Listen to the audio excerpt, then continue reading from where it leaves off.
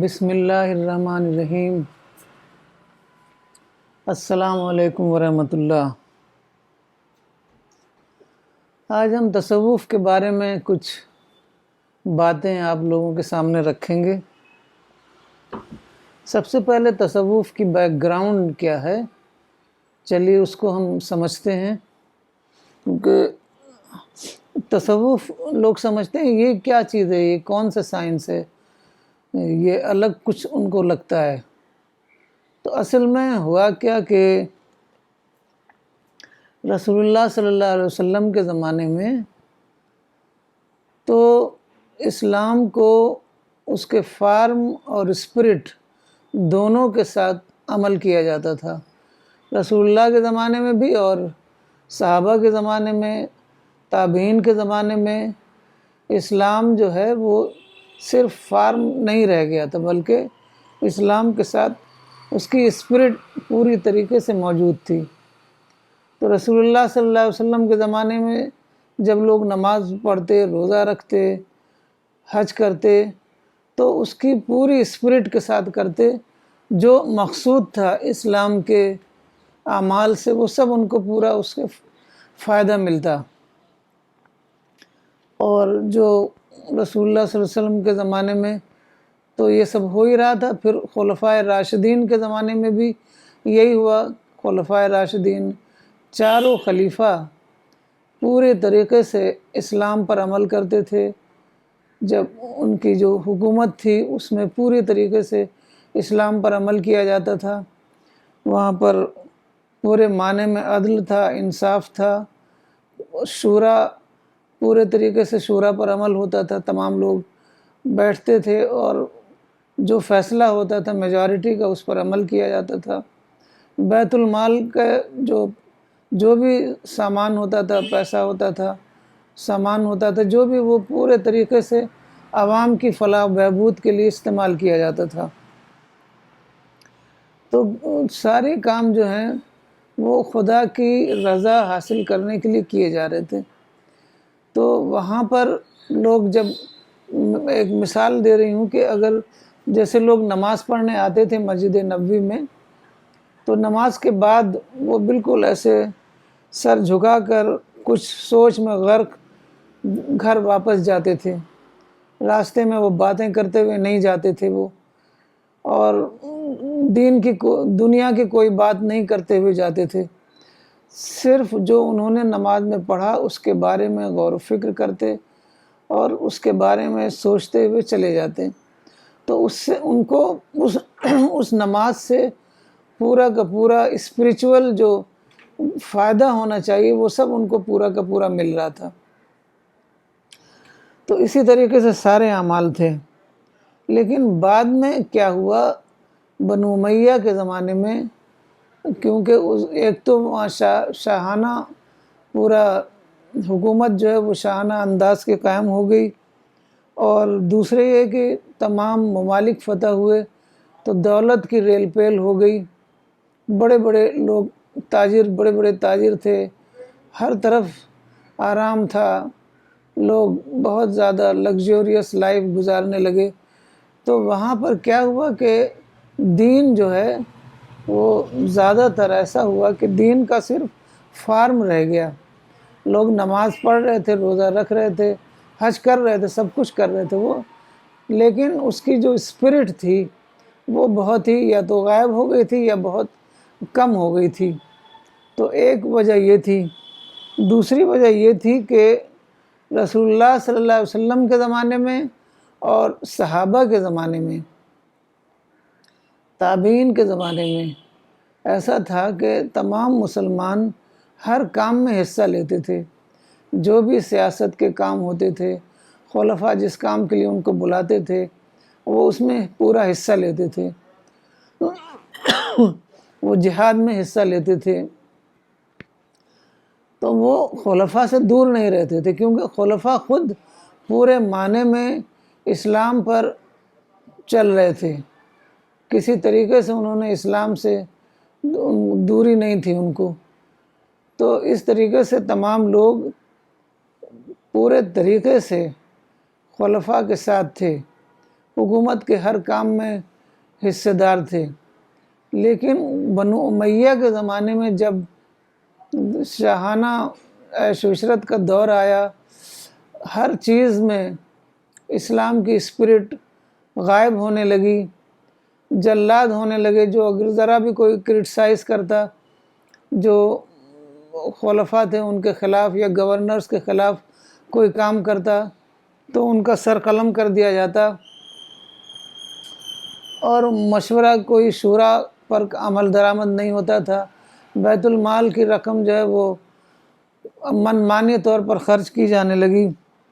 تو یہ ساری چیزیں ہو رہی تھیں، لیکن رسول اللہ صلی اللہ علیہ وسلم نے بہت سختی سے منع کیا تھا کہ کیسے بھی تمہارے رولرز ہوں، تم کو بغاوت نہیں کرنی ہے، یعنی خروج نہیں کرنا ہے۔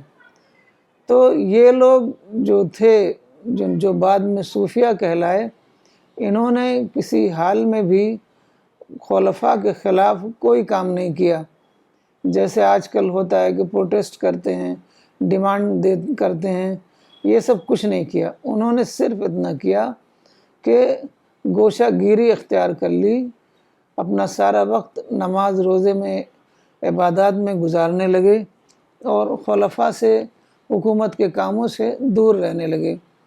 تو دن رات عبادت کرنے لگے۔ انہوں نے نفل عبادات پر بہت زیادہ زور دیا۔ تو نفل عبادات پر انہوں نے بہت زیادہ زور دیا، کیونکہ ایسی حدیثیں تھیں جن میں کہا گیا تھا کہ جو خدا کے لیے مزید عبادت کرتا ہے، نفل عبادات کا مطلب ہے ایڈیشنل عبادت، جو خدا کے لیے مزید عبادت کرتا ہے، مزید خدا کو یاد کرتا ہے۔ ایک ہوتا ہے فرض نمازیں، وہ تو سب لوگ کر رہے تھے، لیکن اگر کوئی خدا کو اور زیادہ یاد کرنا چاہتا ہے تو وہ اس کے لیے نفل عبادتیں ہیں۔ تو وہ نفل عبادتوں میں اپنا وقت گزارتے تھے، اور ہر وقت بس خدا کی یاد میں رہتے تھے، اور جنت کی آرزو رکھتے تھے، جہنم سے ڈرتے تھے۔ تو یہی ان کا زندگی تھی، اور اس وقت وہ صوفی نہیں کہلاتے تھے، بس وہ عابد اور زاہد بعد میں کہے جانے لگے۔ صوفی تو بہت بعد میں، تقریباً 200 سال کے بعد صوفی کا نام آیا۔ ابو ہاشم مکی جو عراق کے تھے، تو وہ صوف کا کپڑا یعنی موٹا جھوٹا کورس کلاتھ پہنتے تھے، تو صوفی کہلائے۔ اصل میں صوفیہ لوگ جو ہیں بہت ہی سمپل لائف ہوتی تھی ان کی، سمجھ لیجئے جو کہا جاتا ہے سمپل لیونگ ہائی تھنکنگ، تو ان کی سمپل لیونگ اور اسپریچول تھنکنگ ہوتی تھی۔ تو جب آدمی اتنا سمپل رہے گا، دنیا سے کٹا ہوا رہے گا، دنیا کے لیے کوئی کام نہیں کرے گا، تو اس کی زندگی بھی سمپل ہوگی، اس کے پاس اتنا ریسورسز ہی نہیں ہوں گے کہ وہ عیش و عشرت میں زندگی گزارے۔ تو ان لوگوں نے خدا کی قربت حاصل کرنے کے لیے نفل نمازوں کا، نفل عبادات کا بہت زیادہ اہتمام کیا۔ ایک حدیث ہے کہ جو اللہ کے لیے نفل عبادات کرتا ہے تو اللہ اس کا ہاتھ بن جاتا ہے جس سے وہ کام کرتا ہے، اللہ اس کا پاؤں بن جاتا ہے جس سے وہ چلتا ہے، اللہ اس کی آنکھ بن جاتا ہے جس سے وہ دیکھتا ہے، یعنی ہر حال میں اس کو خدا کی گائیڈنس ملتی رہتی ہے۔ کیونکہ نفل نمازوں کا مطلب کیا ہے کہ وہ اتنا زیادہ خدا سے قربت حاصل کرنا چاہتا ہے، تو اس کے لیے وہ کچھ نہ کچھ مستقل طور پر خدا کی یاد کرتا رہتا ہے۔ تو یہ لوگ جو ہیں تزکیہ نفس پر بہت زیادہ زور دیتے تھے۔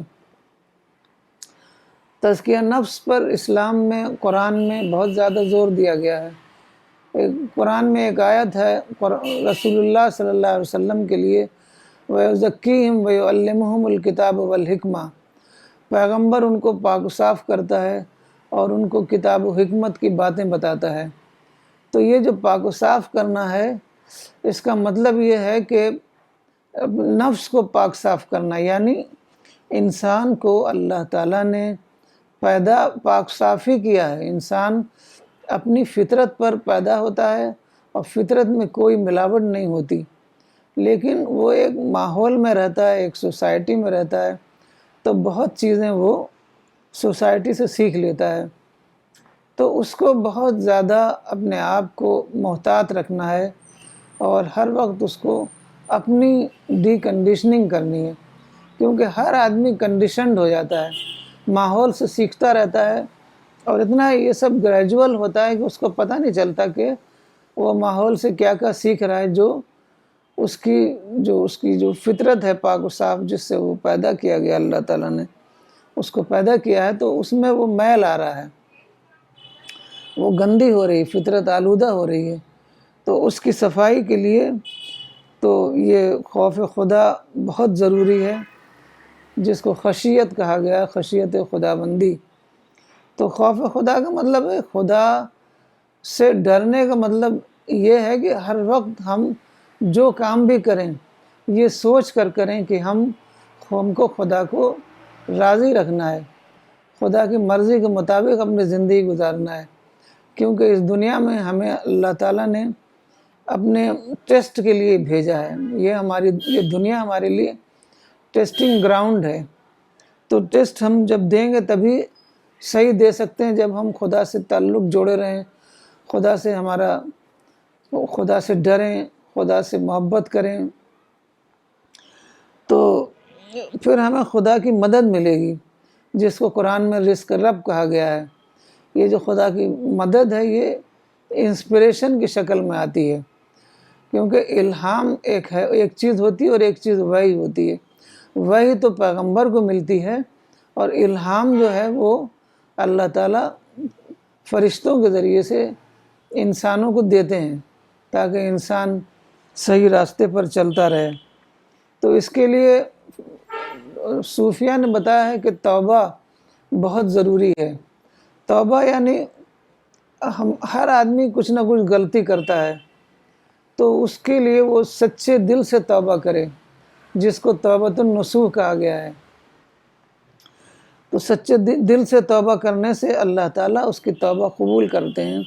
پھر توبہ قبول کرنے کے بعد پھر وہ ایسا ہو جاتا ہے جیسے وہ ابھی ابھی پیدا ہوا ہو، بالکل گناہ سے پاک و صاف۔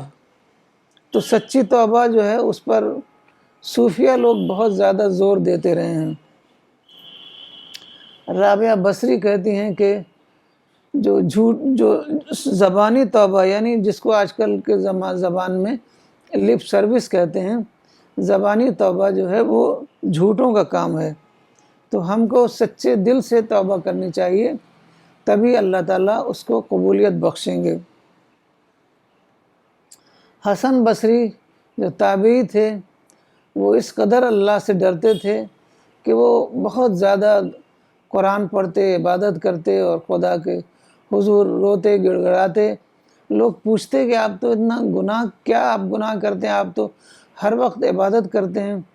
تو وہ کہتے کہ کیا پتہ لا علمی میں مجھ سے کوئی گناہ ہو گیا ہو۔ خود رسول اللہ صلی اللہ علیہ وسلم 70 بار استغفار کرتے تھے، تو انکانشسلی کوئی بات ایسی ہو گئی ہو جو اللہ تعالیٰ کی مرضی کے خلاف ہو۔ تو اس وجہ سے ہمیں کتنا زیادہ الرٹ ہونا پڑے گا، محتاط ہونا پڑے گا۔ تو اس کے لیے ہمیں اپنا ایگو کو کرش کرنا پڑے گا، کیونکہ ایگو سے ایروگنس آتا ہے، ایروگنس سے تمام برائیاں آتی ہیں۔ تو ہمیں اپنا ایروگنس ختم کرنا ہوگا، اور ایروگنس سچی توبہ، اپنے گناہوں کی معافی خدا سے مانگنا، اسی سے ہمارا ایروگنس ختم ہوتا ہے، ہمارے اندر ماڈسٹی آتی ہے، ہم کٹ ٹو سائز ہوتے ہیں۔ تو یہ سب کام ہمیں روزانہ کرنا ہے، کیونکہ ہر وقت ہمارے اندر کچھ نہ کچھ برائی دماغ میں آ جاتی ہے، کیونکہ ہر وقت شیطان ایکٹیو ہے، ہر وقت ہمیں بہکانے کی کوشش میں لگا رہتا ہے۔ تو ہمیں بھی بہت زیادہ محتاط رہنا ہے، اور اللہ کو یاد کرتے رہنا ہے، کیونکہ اللہ کو یاد کرتے رہنے سے شیطان ہمیں بہکا نہیں پائے گا۔ تو صوفیہ نے اسپرٹ پر بہت زور دیا ہے۔ صوفیہ کوئی الگ دین لے کر نہیں آئے تھے، بلکہ وہی دین جو رسول اللہ صلی اللہ علیہ وسلم لائے تھے، اس دین کو بعد میں ایسا ہوا کہ جب بہت زیادہ مال و دولت کی فراوانی ہو گئی تو لوگ جو ہیں وہ ان کے اندر دنیا داری پیدا ہو گئی. دنیا داری ہونے کی وجہ سے وہ دین کی اسپرٹ ان کے اندر نہ رہی. نماز روزہ تو وہ کرتے رہے، نماز روزے میں آج بھی کوئی کمی نہیں آئی ہے، لیکن دین کی اسپرٹ میں کمی آئی ہے. تو ان دین کی اسپرٹ سمجھ لیجئے کہ صوفیہ جو ہیں وہ ریفارمرز تھے، تو انہوں نے ریفارم کرنے کی کوشش کی. وہ نیا دین نہیں لے کر آئے. جو دین وہ ہو رہا تھا، جس دین میں اس کی اسپرٹ کی کمی ہو رہی تھی، تو وہ اسپرٹ انہوں نے پیدا کرنے کی کوشش کی. تو اسی وجہ سے انہوں نے خاص طور پر نماز کے جیسے ایک ظاہر ہے ایک باطن ہے، یعنی ایک فارم ہے ایک اسپرٹ ہے، تو انہوں نے اسپرٹ پر بہت زیادہ زور دیا. میں یہاں تک کہ ایک بار رسول اللہ صلی اللہ علیہ وسلم کے زمانے میں ایک صحابی آئے اور انہوں نے نماز پڑھی مسجد نبوی میں، جہاں کے خود رسول اللہ صلی اللہ علیہ وسلم موجود تھے. نماز پڑھ کر جب رسول اللہ صلی اللہ علیہ وسلم کے پاس آئے تو رسول اللہ نے کہا جاؤ تم دوبارہ نماز پڑھو کیونکہ تمہاری نماز نہیں ہوئی. اب آپ سوچ سکتے ہیں کہ ایک صحابی مسجد نبوی میں نماز، رسول اللہ وہاں موجود ہیں، پھر بھی نماز دوبارہ پڑھوایا آپ نے. تو ایسا کیوں ہوا؟ کیونکہ انہوں نے جلدی جلدی نماز پڑھ لی تھی. نماز کے جو خشوع و خضوع کے ساتھ نماز پڑھنی چاہیے، تبھی اللہ تعالیٰ کے ہاں وہ نماز قبول ہوگی. تو اس وجہ سے رسول اللہ صلی اللہ علیہ وسلم نے دوبارہ ان کو نماز پڑھوائی. اب آپ سمجھ سکتے ہیں کہ آج ہماری نماز کو کتنا زیادہ ضروری ہے کہ ہم اسپرٹ والی نماز پڑھیں اور یہ سب چیزیں ہم یاد رکھیں. رسول اللہ صلی اللہ علیہ وسلم کی نمازیں یاد رکھیں، صحابہ کی نمازیں یاد رکھیں، اور صوفیہ نے جو ہم لوگوں کو بتایا اسپرٹ والی دین، اس کو ہم یاد رکھیں. اسی طریقے سے روزہ ہے. روزہ صرف بھوکے پیاسے رہنے کا نام نہیں ہے، بلکہ روزہ تقویٰ کا نام ہے. قرآن میں آیا لعلکم تتقون. تو تقویٰ کا مطلب ہے کہ اللہ تعالیٰ سے ڈر، خوف، اللہ تعالیٰ کی مرضی کے مطابق ہر وقت سوچتے رہنا اللہ کی کیا مرضی ہے، ہر کام اللہ سے ڈر کے کرنا. تو یہ ہے تقویٰ. تو اللہ تعالیٰ کو کیا بھوک پیاس سے کیا لینا ہے؟ اللہ تعالیٰ کے پاس تو کسی چیز کی کمی ہے نہیں. تو اللہ تعالیٰ کو اصل میں تقویٰ مراد ہے. تقویٰ ہمارے اندر، ان عبادات سے ہمارے اندر تقویٰ پیدا ہونا چاہیے. صوفیہ نے زہد پر بھی بہت زور دیا. زہد کہتے ہیں دنیا سے بے رغبتی. دنیا سے بے رغبتی بہت بے انتہا ضروری ہے، کیونکہ اللہ تعالیٰ نے دو دل نہیں بنائے. اس میں ہے کہ اللہ تعالیٰ نے انسان کے اندر دو دل نہیں بنائے ہیں. تو دل کبھی ایسا نہیں ہوتا، دل و دماغ انسان کا، کہ دو چیزوں پر ایکولی فوکس کرے. اگر وہ دنیا پر فوکس کرے گا تو دین اس کا اوجھل ہو جائے گا، اگر دین پر فوکس کرے گا تو دنیا میں وہ پورے طریقے سے کانسنٹریٹ نہیں کر پائے گا. تو اس وجہ سے ہمیں بے انتہا اس کی کوشش کرنا ہے کہ ہم دین پر فوکس کریں اور اپنے اندر سمپل لیونگ کی کوالٹی پیدا کریں. کیونکہ اگر ہم نے اپنے اندر یہ کوالٹی پیدا نہیں کی تو ہم کبھی بھی پورے طریقے سے دین پر نہیں چل پائیں گے، کیونکہ پھر تو دنیا میں ہی لگے رہیں گے. دنیا بہت اٹریکٹیو ہے، تو دنیا میں پھر ہم پھنس کر رہ جائیں گے.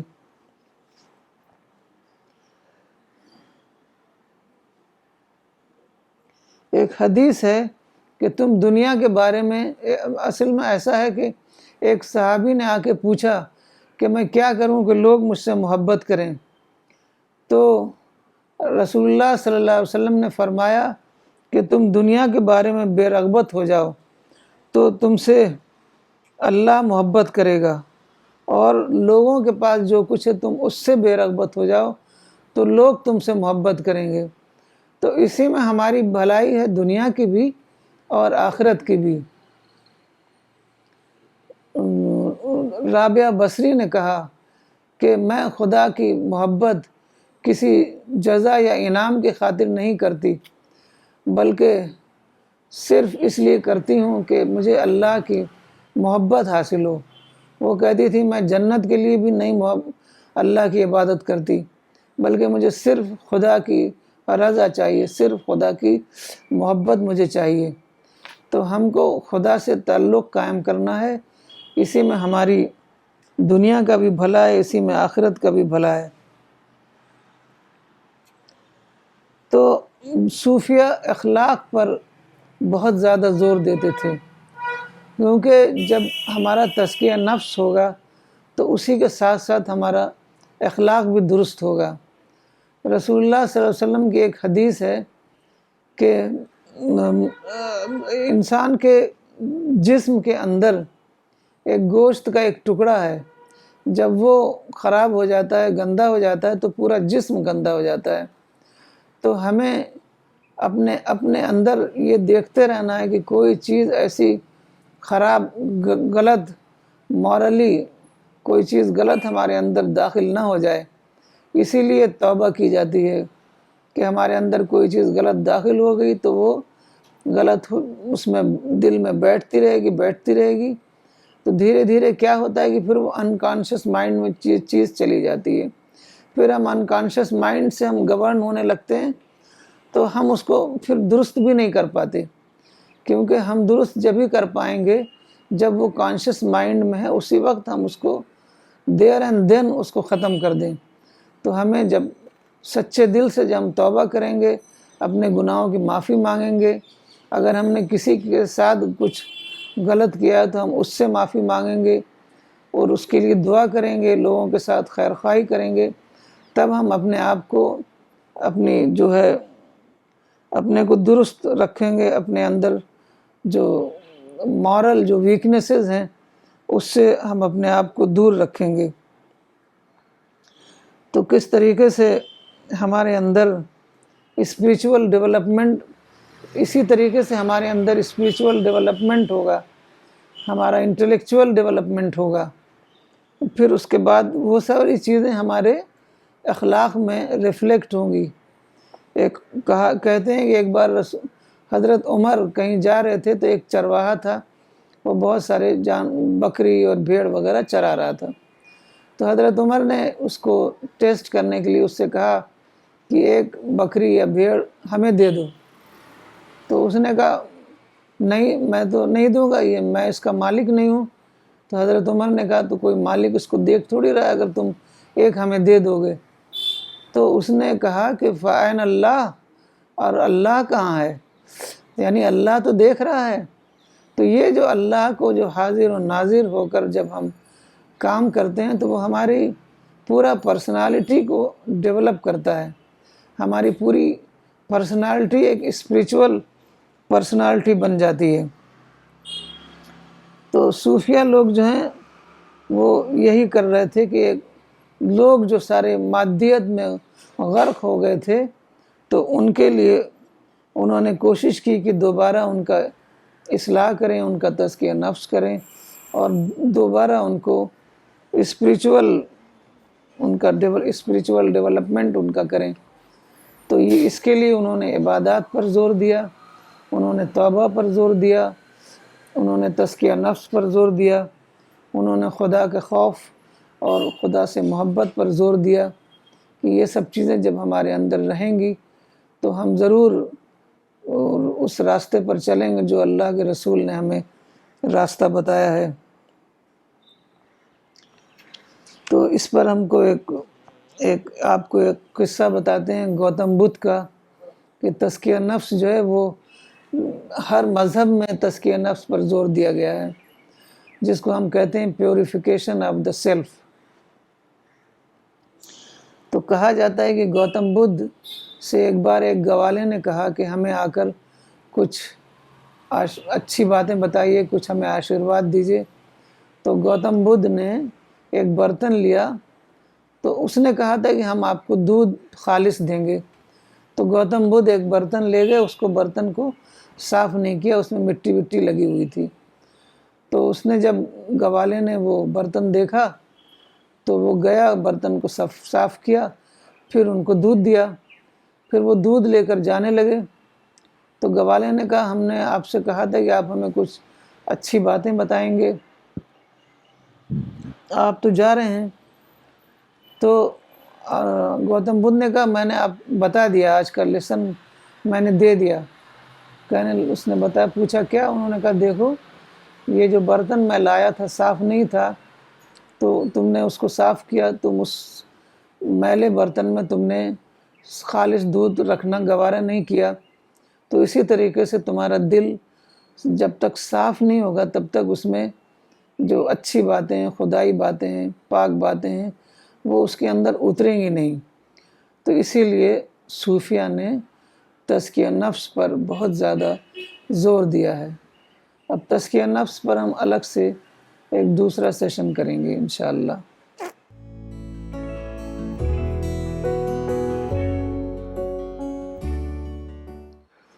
ڈاکٹر نغمہ صدیقی لکھتی ہیں، I realize today that Sufis reformed Islam by emphasizing on closeness to God, considering oneself accountable to Him, to live a simple, God-oriented life of high spiritual thinking.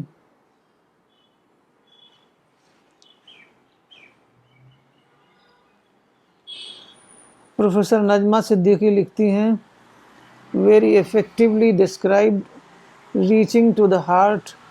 May Allah help us to pray with real spirit. Doctor Maria Khan لکھتی ہیں، many Westerners today are drawn towards Sufism. Why are they in search of spirituality, even it be from other religions?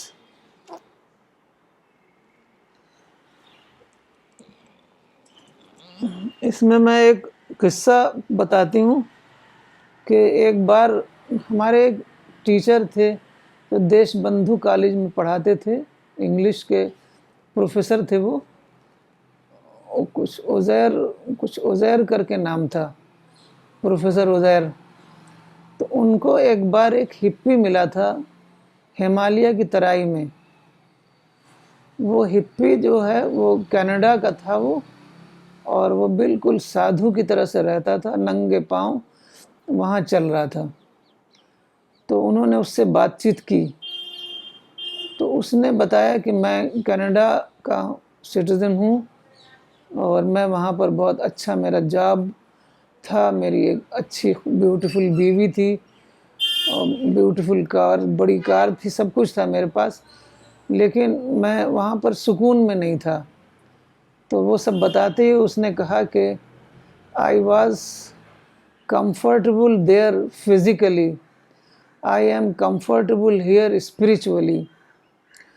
اصل میں لوگ جو ہیں وہ سچا دین چاہتے ہیں، خدا سے کنیکشن چاہتے ہیں، اور ایک اسلام ہی ایک ایسا ریلیجن ہے جس میں خدا کا صحیح کانسیپٹ موجود ہے، خدا سے کنیکشن قائم ہو جاتا ہے۔ ہر مذہب میں کچھ پریسٹ ہیں، کچھ میڈیٹرز ہیں، ان کے تھرو ان کو دین ملتا ہے، ان کو ڈائریکٹ دین نہیں ملتا ہے، ڈائریکٹ خدا سے کانٹیکٹ نہیں ہوتا۔ ایک بار میری ایک انگریز ٹیچر نے مجھ سے کہا کہ یہ تو بہت اچھی بات ہے کہ تم لوگ ڈائریکٹ خدا سے کانٹیکٹ کر سکتے ہو۔ تو ان کا ڈائریکٹ خدا سے کانٹیکٹ نہیں ہوتا، تو وہ جو مٹیریلزم ہے یورپ امریکہ میں، وہ ایک حد تک ہی انسان کو خوش رکھ سکتی ہے، اس کے بعد وہ ایک دم بور ہو جاتا ہے اس سے، کیونکہ وہ اس کی فطرت کا جو خدا کی فطرت کے اندر ہی خدا کی جو ہے خدا جو ہے پیوست ہے ہمارے اندر، تو وہ خدا ان کو جب نہیں ملتا ہے تو وہ بے چین ہو جاتے ہیں، وہ خدا کی تلاش میں وہاں سے نکل پڑتے ہیں۔ یورپ امریکہ سے بے شمار لوگ نکل کے انڈر ڈیولپڈ کنٹریز میں گئے، اور وہاں انہوں نے تلاش کی مذہب کی، بہت سارے لوگ ہندو ہو گئے، بہت سے مسلمان ہو گئے، بہت سارے لوگ آشرموں میں دیکھے جا سکتے ہیں، تو وہ سچائی کی تلاش میں ہیں، وہ سیکرز ہیں۔ ان کو جب سچائی نہیں ملتی ہے تو وہ ہپی بن جاتے ہیں، باہر نکل آتے ہیں اور اسی تلاش میں وہ ختم ہو جاتے ہیں۔ جیسے وہاں پر عرب میں لوگ سچائی کی تلاش کرتے کرتے کتنے لوگ چلے گئے دنیا سے، اور وہ یہی کہتے تھے اگر ہمیں پتہ چلتا کہ خدا کون ہے اور خدا کی عبادت کیسے کی جاتی ہے تو ہم ضرور خدا کی عبادت کرتے ہوئے اسی طریقے سے۔ ان کو وہاں حنفاء کہا جاتے تھے۔ یہ لوگ اصل میں سیکر ہوتے ہیں، ان کو اپنے مذہب میں سچائی نہیں ملتی تو وہ باہر نکلتے ہیں اور سچائی کی تلاش کرتے ہیں۔ نغمہ صدیقی کا سوال ہے، واٹ از وحدت الوجود؟ از اٹ پرمیٹڈ ان اسلام؟ وحدت الوجود کہتے ہیں وننس آف ایگزسٹنس۔ اصل میں وننس آف ایگزسٹنس اسلامی کانسیپٹ نہیں ہے۔ اسلام میں خدا الگ ایک بینگ ہے اور انسان ایک الگ بینگ ہے۔ یہ کانسیپٹ جو ہے وہ آرین ریلیجنس میں ہے کہ انسان جو ہے وہ انش ہے پرماتما کا۔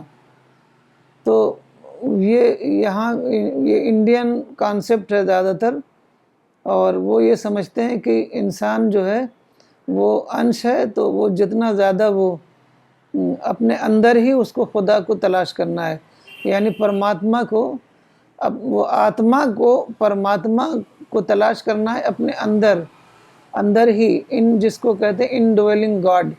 وہ کہتے ہیں کہ خدا ہمارے اندر ہے،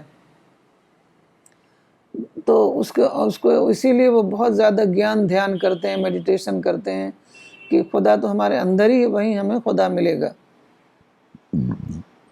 لیکن یہ اسلام کے مطابق نہیں۔ اسلام کے مطابق خدا بالکل ایک الگ ہستی ہے، انسان صرف ایک کریشن ہے اور خدا کریٹر ہے۔ تو ہم کو خدا جو ہے خدا کو یاد کرنے سے ملے گا، خدا سے تعلق بنانے سے ملے گا، خدا سے بہت زیادہ خدا سے ڈر خدا کا خوف، تو تبھی ہم کو خدا ملے گا۔ خدا الگ ہے، انسان الگ ہے۔ انسان جب بہت زیادہ عبادات کرتا ہے، خدا کو یاد کرتا ہے، تو اس کو انسپریشن ملتا ہے، اس انسپریشن سے اس سے خدا سے تعلق قائم ہوتا ہے۔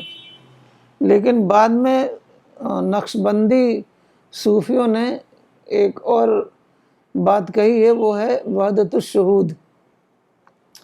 تو انہوں نے کہا ہے کہ اصل میں یہ جو کہنا چاہ رہے ہیں وحدت الوجود سے، اس کا مطلب یہ ہے وحدت الشہود، یعنی خدا تو الگ ہے، انسان الگ ہے، لیکن جب انسان بہت زیادہ خدا کے بارے میں سوچنے لگتا ہے، ایک دم اپنا ایگو، اپنا سیلف ختم کر دیتا ہے، اپنے کو فنا کر دیتا ہے، تو صرف خدا ہی خدا اس کو نظر آتا ہے۔ تو وہ ایک سائیکولوجیکل سینس میں وہ اور خدا اس کو ایسا محسوس ہوتا ہے کہ وہ اور خدا ایک ہو گیا ہے۔ وہ سائیکولوجیکل ہے، فزیکلی وہ الگ ہے۔ تو کچھ لوگ کہتے ہیں کہ یہ ٹھیک ہے یہ نظریہ، کچھ لوگ کہتے ہیں نہیں ٹھیک ہے۔ بہرحال ان کا یہ کہنا ہے وحدت الشہود والوں کا کہ یہ جو ہے یہ صرف فیلنگ کے لیول پر، جیسے فرض کریے کہ ایک ماں ہے، اس کا بیٹا کہیں باہر رہتا ہے اور برسوں سے وہ آیا نہیں ہے، وہ سوچتے کبھی کبھی اس کے دھیان میں ایسا بیٹا آ جاتا ہے جیسے اس کو لگتا ہے کہ بالکل اس کے پاس ہے۔ تو وہی جب بہت زیادہ انسان خدا کا دھیان کرتا ہے تو اس کو لگتا ہے کہ بالکل خدا اس کے پاس ہے، وہ اور خدا ایک ہو گیا ہے، تو وہ اس کو وحدت الشہود کہتے ہیں۔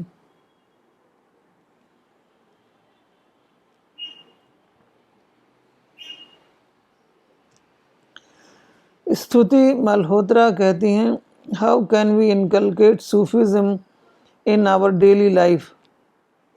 صوفیزم اصل میں بس یہی ہے کہ اپنی عبادات کو ہم اسپرٹ کے ساتھ کریں، اس کی اسپرٹ ہم پورے طریقے سے ملحوظ رکھیں، جس کو ہم کہتے ہیں خشوع و خضوع۔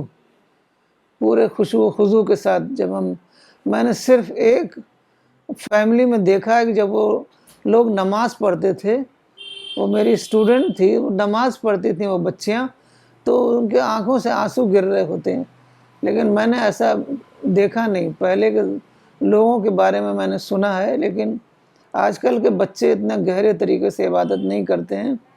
تو وہ عبادت جس میں بالکل ان کو لگے کہ وہ خدا سے ان کو قربت ہو گئی ہے، جیسے وسجد واقترب، سجدہ کر اور قریب ہو جا، تو خدا سے بالکل جیسے ان کا تعلق جڑ جائے۔ تو یہی صوفیزم ہے، اصلی صوفیزم یہی ہے۔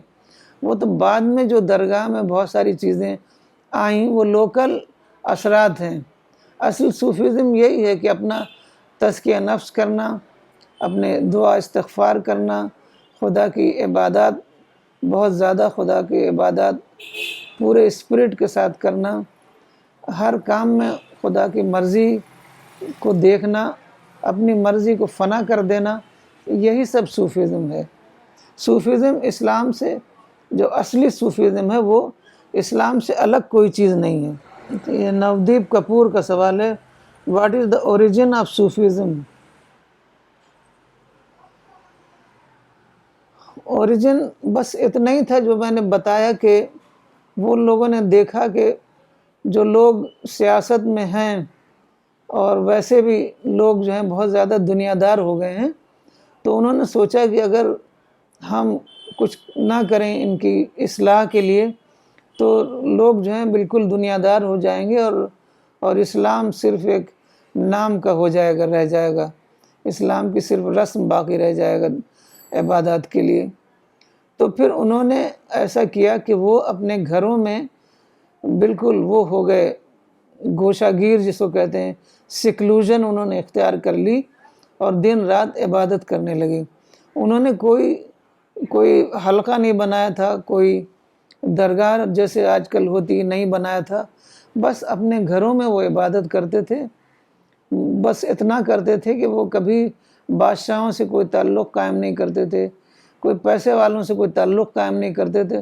وہ کہتے تھے ہمیں کچھ ضرورت ہی نہیں ہے، کیونکہ ایک بار رابعہ بصری کے پاس ایک آدمی ایک تھیلی لے کر گیا، تو رابعہ بصری نے نہیں لیا پیسہ، تو وہ کہنے لگی کہ میں اللہ سے بھی نہیں مانگتی تو میں انسان سے کیسے لے لوں گی، مجھے تو صرف اللہ کی محبت چاہیے۔ تو یہ لوگ صرف اللہ کی عبادت کرنا چاہتے تھے اس کی پوری اسپرٹ کے ساتھ۔ اور اس کے بعد دھیرے دھیرے اگلی نسلوں میں یہ ہوا کہ لوگوں نے جن ملکوں میں گئے وہاں کے اثرات پکڑے، جیسے انڈیا میں انہوں نے ہندو مذہب کے اثرات پکڑے۔ تو آپ درگاہ میں جاتے ہیں تو بہت ساری چیزیں آپ دیکھتے ہیں کہ ہندو مذہب سے مماثلت رکھتی ہیں، بہت سملر ہیں ہوتی ہیں، لیکن پہلے ایسا نہیں تھا۔ پہلے صرف عبادات پر بہت زیادہ زور دیتے تھے، وہ دن رات عبادت کرتے رہتے تھے۔ تو یہی اوریجن تھی۔ بس شروع میں ان کو صوفی نہیں کہا جاتا تھا، پہلے تو جو صحابہ کا جو نام تھا وہی سب سے بڑا جو نام تھا، صحابہ تھا، پھر تابعین تھا، پھر تبع تابعین تھا، پھر اس کے بعد زاہد عابد کہنے لگے۔ زاہد عابد یعنی جو لوگ بہت زیادہ عبادت کرتے ہیں اور بالکل سمپل لائف اختیار کرتے ہیں، ان کو دنیا سے کوئی لینا، کوئی دنیا سے بے رغبتی، زہد، کہ دنیا سے بے رغبتی، یہ ڈیزائر کو کنٹرول کرنا، یہ اس میں بہت زیادہ ہے، بدھزم میں بہت زیادہ ہے۔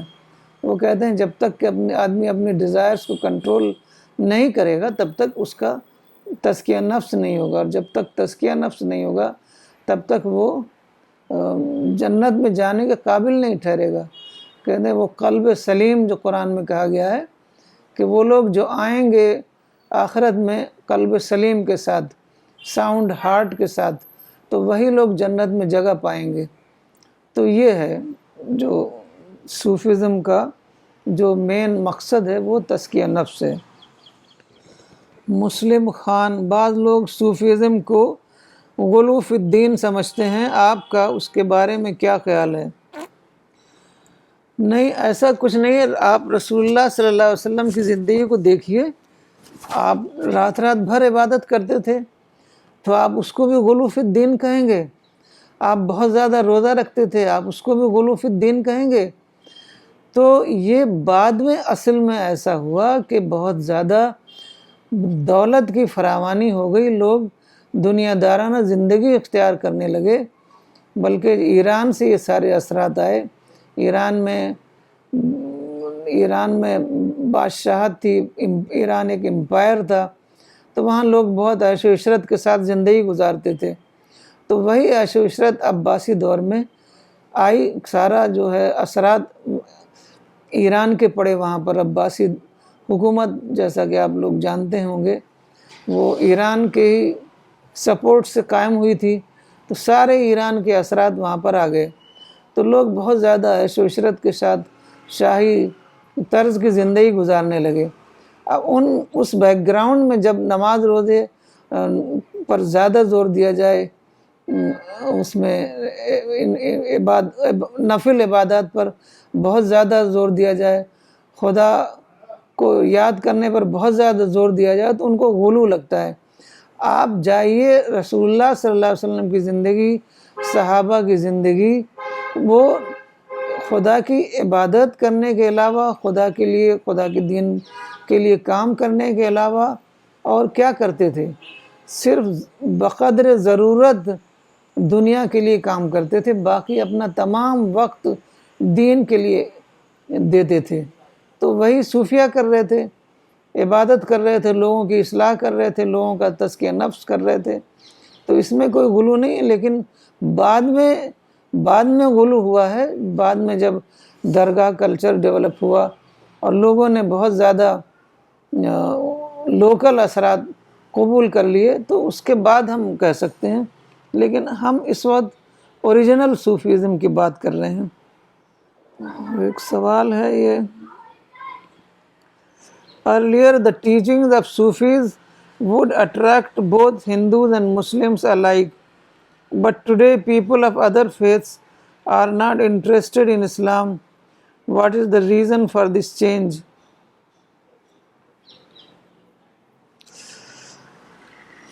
اب آج کل اصل میں دنیا بہت زیادہ اٹریکٹیو ہو گئی ہے، پہلے اتنا کچھ تھا نہیں، بڑی گاڑیاں، خوبصورت گھر، بہت ہی ہر چیز کا اعلیٰ معیار، تو اس کی وجہ سے لوگ مذہب کو صرف رسمی عبادت کے طور پر انہوں نے لے لیا ہے، مذہب پر وہ زیادہ دھیان نہیں دیتے ہو۔ ہر مذہب میں یہی ہوا ہے، لوگ دنیا کمانے، دنیا کے نقشے میں اپنی جگہ بنانے اور اپنے بچوں کا مستقبل بنانے، اسی میں سارا ٹائم صرف کر رہے ہیں، تو اس وجہ سے ان کا دھیان ہٹ گیا ہے۔ اور پہلے ایسا تھا کہ پہلے اتنا مسئلہ ہی کچھ نہیں تھا، زیادہ تر ایگریکلچر والا زمانہ تھا، تو جو کچھ وہاں پر اتنا زیادہ کچھ تھا نہیں خرچ کرنے کے لیے بھی، جس کے پاس پیسہ ہوتا بھی تھا وہ کہیں گاڑ دیتا تھا، اس کو خرچ کرنے کے لیے کچھ نہیں تھا۔ ایک ابھی مجھے قصہ یاد آتا ہے کہ ایک بار ایک سادھو کسی نمائش میں ایک جدید طرز کی کار دیکھ رہا تھا، اب وہ کار وہاں چلا کر دکھا رہے تھے، تو وہ سادھو دیکھتا رہا، اس نے شاید پہلی بار اتنی خوبصورت کار دیکھی ہوگی، تو وہ دیکھتے دیکھتے کہنے لگا کہ مجھے تو جو میں اپنی ایک زندگی جو میری ہے سادھو والی زندگی، تو مجھے اس پر شبہ ہو رہا ہے کہ یہ بھی کوئی زندگی ہے۔ اصل زندگی تو یہ ہے کہ دنیا اتنی اٹریکٹیو پہلے کبھی نہیں تھی۔ اب بچوں کو بہترین اسکول میں داخلہ دلانا ہے، بیمار ہو جائیں تو بہترین ہاسپٹل میں اس کا علاج کرانا ہے، تو ہر چیز کے لیے پیسہ چاہیے، تو لوگوں کی جو سمپل لائف تھی وہ ختم ہو گئی ہے، تو ان کو تصوف سے اب زیادہ دلچسپی نہیں رہی، وہ مذہب کو صرف رسم کے طور پر انجام دیتے ہیں۔ نماز کے وقت نماز پڑھ لی، روزہ رکھ لیا، باقی اوقات ان کا سب دنیا کے سوچ میں گزرتا ہے۔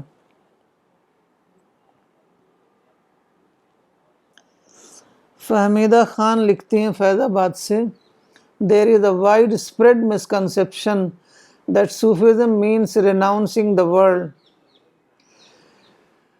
ورلڈ ریناؤنس کرنا یہ مطلب نہیں ہوتا ہے کہ جنگل میں چلے جاؤ، لیکن اپنے آپ کو دنیا کے اٹریکشن سے بچانا، جس کو اسلام میں زہد کہا گیا ہے، مطلب دنیا سے بے رغبتی۔ حضرت نظام الدین اولیاء نے کہا ہے کہ اس کا مطلب یہ نہیں ہے، دنیا سے بے رغبتی کا یہ مطلب نہیں ہے کہ تم دنیا کو چھوڑ دو، دنیا کا بے اعتدال لانا استعمال غلط ہے۔ وہ کہتے ہیں جیسے مرغابی ہوتی ہے، وہ پانی میں جاتی ہے اور پھر نکلتی ہے تو اس کے پروں پر کچھ نہیں پانی ہوتا ہے، مطلب دنیا کا استعمال کرو لیکن تم مٹیریلسٹ نہ ہو جاؤ، دنیا بقدر ضرورت ہے۔ آج آپ دیکھیے کہ دنیا کو لوگ ضرورت سے زیادہ استعمال کیا، لوگوں نے اپنے عیش و عشرت کے لیے استعمال کیا، تو آج کتنے بڑے بڑے مسائل پیدا ہو گئے، گلوبل وارمنگ پیدا ہو گئی۔ گلوبل وارمنگ اسی لیے ہوئی کہ لوگوں نے دنیا کو بہت زیادہ استعمال کیا۔ تو یہ جو ہے دنیا کو اللہ تعالیٰ نے بقدر استعمال ہی دنیا کے ریسورسز دیے تھے۔ جو ہم چاہتے ہیں اصل میں ہمارے دماغوں میں ہے یہ سب بات کہ ہم ایک پرفیکٹ دنیا چاہتے ہیں، ایک آئیڈیل دنیا چاہتے ہیں، اپنے ڈیزائرز کی فلفلمنٹ ہم چاہتے ہیں، لیکن وہ ہمیں آخرت میں ملے گی۔ تو یہ جو صوفیزم میں ریناؤنسنگ دا ورلڈ کہا جاتا ہے، وہ ہم کو اپنے مائنڈ کو اس سے ہٹانا ہے، ضرورت کے مطابق دنیا کا کام کرنا ہے، باقی اوقات میں ہمیں خدا کے لیے کام کرنا ہے، خدا کی عبادت کرنا ہے، خدا کے دین کے لیے کام کرنا ہے، خدا کے میسج کو دنیا کے لوگوں تک پہنچانا ہے۔ یہ بالکل وہی ہے جو رسول اللہ صلی اللہ علیہ وسلم اور آپ کے اصحاب کرتے تھے، تو یہ بالکل کوئی الگ چیز نہیں ہے۔ رسول اللہ صلی اللہ علیہ وسلم اتنی عبادت کرتے تھے کہ آپ کے پاؤں سوج جاتے تھے۔ اب اس کو آپ کیا کہیں گے؟ کیا یہ اسلام کے خلاف ہے؟ تو آپ اگر اسلام کے خلاف ہوتا تو آپ ایسا کیوں کرتے؟ تو یہ ہم لوگوں کی کمی ہے، اس کمی کو جسٹیفائی کرنے کے لیے ہم یہ کہتے ہیں کہ یہ اسلام میں نہیں ہے۔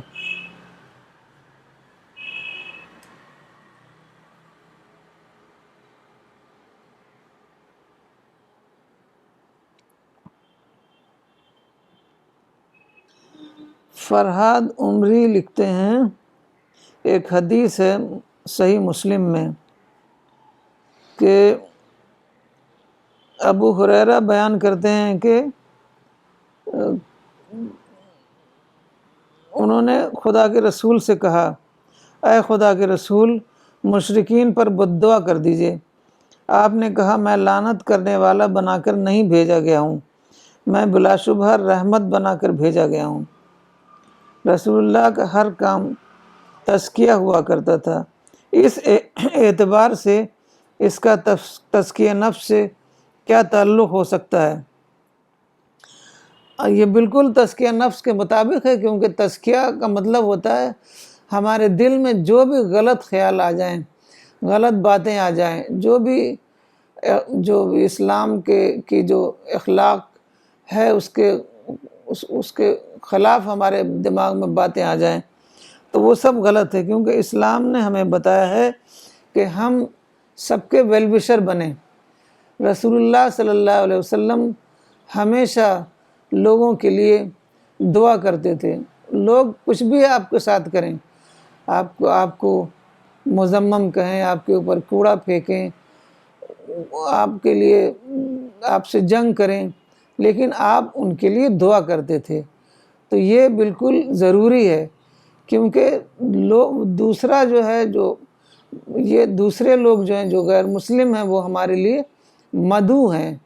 تو مدعو کے ساتھ جب تک کہ ہمارا رویہ درست نہ ہوگا، ہم ان سے جب تک محبت نہیں کریں گے، ہم جب تک ان کے ویل وشر نہیں ہوں گے، تب تک ہم ان کو خدا کا پیغام نہیں پہنچا سکتے۔ تو اسی لیے رسول اللہ صلی اللہ علیہ وسلم نے کبھی بھی ان کو برا بھلا نہیں کہا، کبھی بھی ان کے اوپر لعنت نہیں کی، جیسا کہ آج لوگ کرتے ہیں۔ تو یہ سب ہمارے لیے رسول اللہ صلی اللہ علیہ وسلم کا جو یہ سب باتیں وہ ہمارے لیے اسوہ ہیں، ہمیں اسی پر چلنا ہے، اور اسی پر چل کر ہم اپنے تمام مسائل کو حل کر سکتے ہیں۔ آج مسلمان آج مسائل سے گھرے ہوئے ہیں، اور صرف اسی لیے گھرے ہوئے ہیں کہ وہ رسول اللہ صلی اللہ علیہ وسلم کا اخلاق وہ نہیں دیکھ رہے ہیں، اس پر عمل نہیں کر رہے ہیں، آپ کے اسوے پر عمل نہیں کر رہے ہیں، وہ دوسرے لوگوں کے ساتھ غیر کا معاملہ کرتے ہیں۔ تو ان کو چاہیے کہ وہ دوسرے لوگوں کے ویل وشر بنیں، اور تبھی ان کے اوپر اللہ تعالیٰ کی رحمت آئے گی، اللہ کی مدد آئے گی، اور ان کے مسائل حل ہوں گے۔